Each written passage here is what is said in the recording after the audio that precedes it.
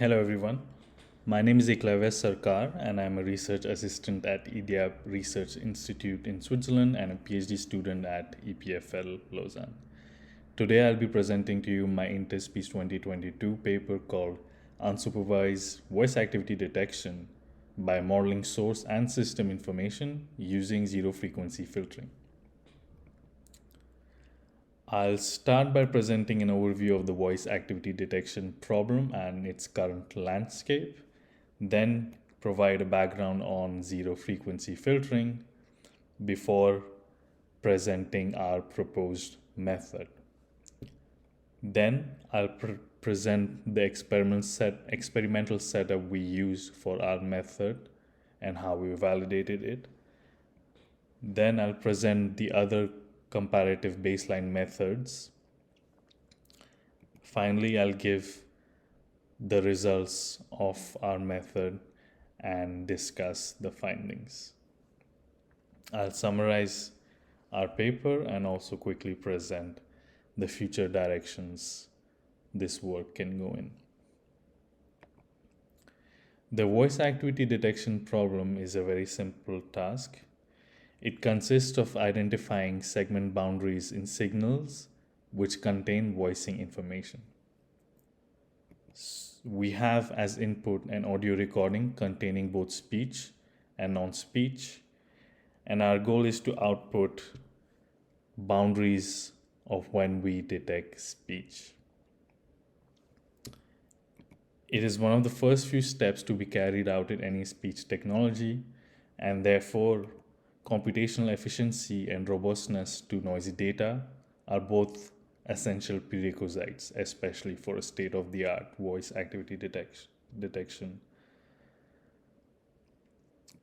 The voice activity detection landscape can broadly be categorized into two categories.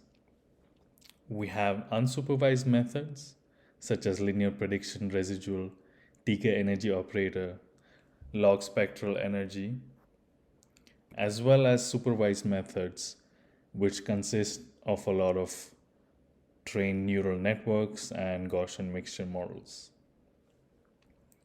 The focus of this paper lies on unsupervised voice activity detection methods, which tend to incorporate prior knowledge about voice source and vocal tract system, typically through source system decomposition methods such as linear prediction analysis and cepstral analysis.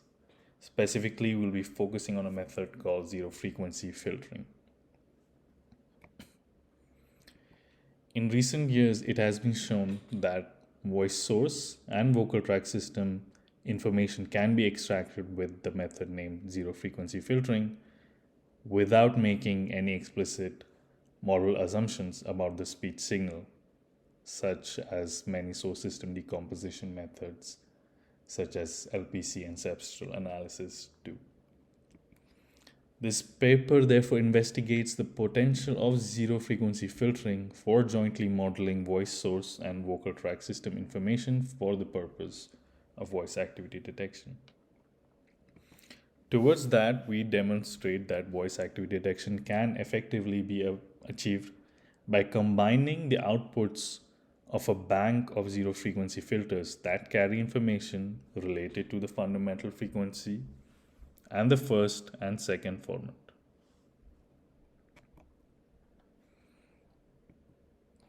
Zero frequency filtering was originally proposed in the context of extracting information related to voice source. In this method, a speech signal is first passed through cascaded digital resonators centered at 0 Hz, i.e., a zero frequency filter.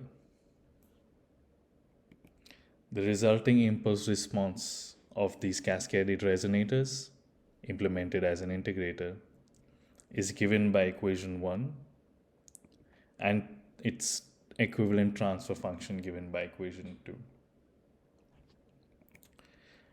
A trend removal, meaning a local mean subtraction step, is then applied to the output of the previous step to obtain glottal closure instance locations and strength of excitation information. this step is given in the following equation, where L corresponds to the length of the signal and 2n plus 1 is the trend removal window duration. It's proportional to T naught, which is estimated through autocorrelation. In recent work, it was shown that although zero frequency filtering heavily dampens high frequency regions in the speech signal, F1 and F2 information can still be estimated by moderating the trend removal window duration. The figure given below illustrates the extraction of F0, F1, and F2 evidences. In A1, we have a voiced speech signal, and in red the location of glottal closure instances. The latter is derived from the negative to positive zero crossing locations used in a specific method in the literature. In B1, we have the corresponding discrete Fourier transform spectrum in blue and the inverse filter response in orange, obtained through LP analysis. The fundamental frequency values obtained at the first peak, given by light blue, and the formants can be located at the global and relative peak locations given in brown dots in the spectral envelope.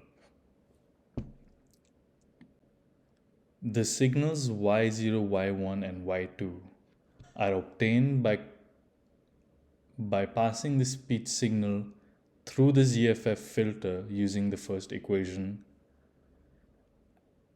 and then computing a trend removal operation with three different trend removal windows, in this case T0 divided by 5 and T0 divided by 10, where the estimate of the fundamental period is calculated through autocorrelation.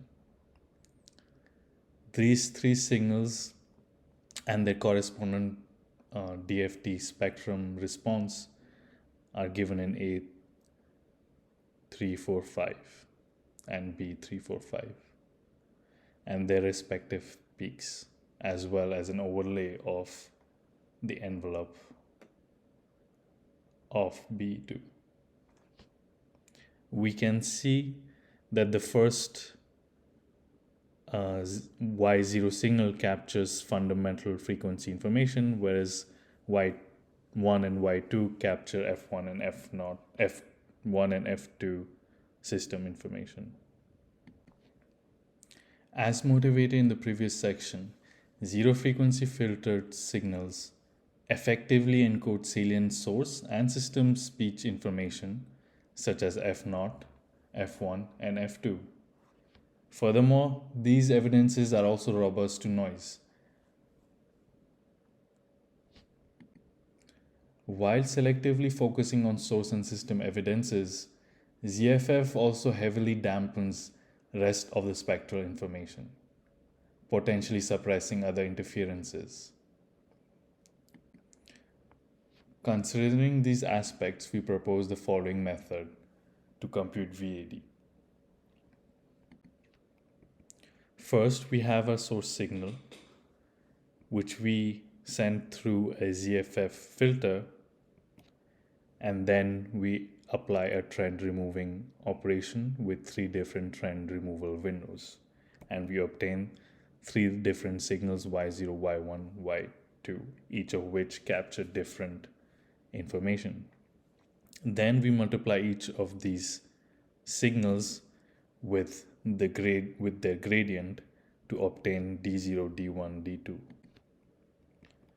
Then we obtain a running mean of the signal from D0, D1, D2 over a duration of 40 milliseconds to obtain R0, R1, R2.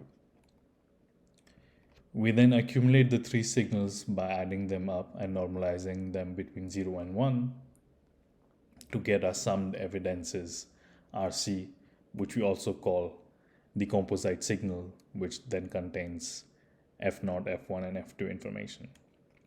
In parallel, we calculate the spectral entropy of the source signal. We take its inverse and we multiply the composite signal by the inverse spectral entropy to obtain our decision surface Y. We then compute a dynamic threshold on the decision surface to obtain the final voice regions segments. We finally smooth the voiced region segments to obtain our final decision boundary. The proposed algorithm can be also visualized on a naturally corrupted speech signal. Here we have the speech signal and the final decision boundary. Here we have the accumulated ZFF signals, R1, R2, and R0. We have the inverse spectral log entropy, and we multiply these two to obtain our final decision surface, on which we compute the dynamic threshold to obtain the final decision boundary given at the top. We demonstrate the performance of our voice activity detection method on the Aurora 2 dataset, which contains clean and synthetically degraded speech utterances. Clean speech utterances are borrowed from the TI digits dataset and downsampled to 8 kHz. The data is distributed into 4 sets: train, test A, test B, and test C, each of which contain audio signals at different SNRs. The labels are computed using an STK recognizer, which has been trained on 12 MFCC coefficients, deltas and delta-deltas, and log energy, computed on the train set modeled by 16 HMM states, each of which is represented by 3 different Gaussian mixtures. The metrics used to evaluate our performance is the F1 score, which is a harmonic mean of the precision and recall. And our task here is binary classification at sample level of we determine speech versus non-speech. We compare our method to 9 other methods from the literature, such as rVAD, rVAD fast, general purpose VAD, some signal processing based methods, and so on.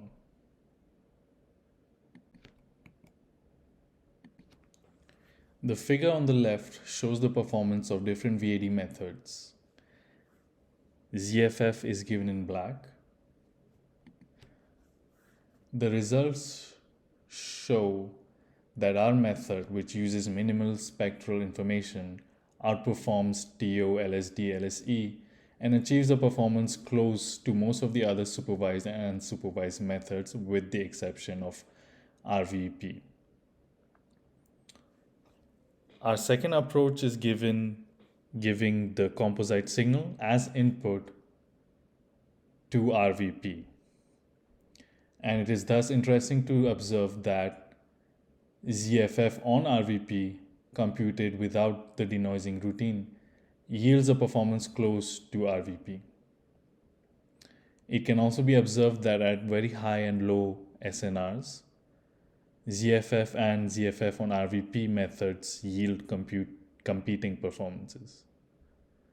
Together, these observations show that the outputs of zero-frequency filters indeed carry source and system information in a reliable and robust manner and can be effectively employed for voice activity detection. The table on the right shows the standard deviation of the F1 scores of each method across all SNRs for the entire test set. It can be observed that ZFF remains invariant to added interferences across the range of SNRs. The figure on the left shows that the performance of the method not only suffers very marginally at low SNRs, but in fact gives good results for very low SNR value of -5 decibel. This is particularly noticeable for the test C set, where the channel characteristics are different from the train set. Nonetheless, our method outperforms GP, RVS, Fusion, and LTSD. This figure shows the decision boundaries obtained for different methods for a given speech recording. It can be observed that the decision boundary produced by our method is successfully able to segment the speech signal into intervals which are significantly tighter than the other models, as well as those given in the ground truth.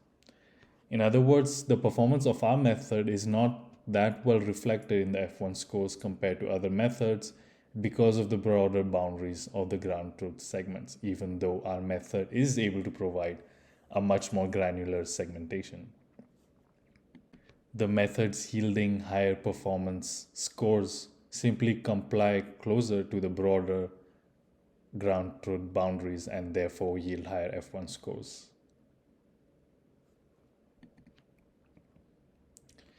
To summarize, in this paper we investigated jointly modeling source and system information using zero frequency filtering for voice activity detection.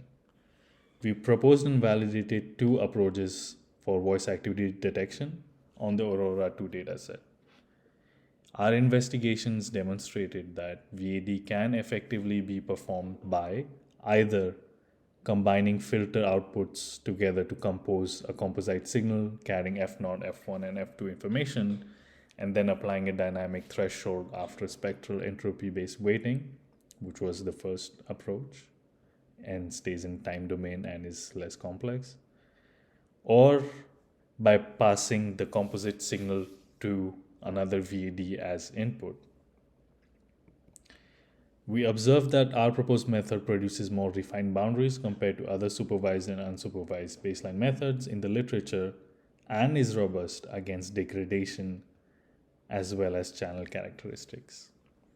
The first approach stays in time domain and is relatively less complex to implement, whereas the second approach illustrates that the composite signal is an effective representation of speech characteristics and therefore can be used in conjunction with other VADs.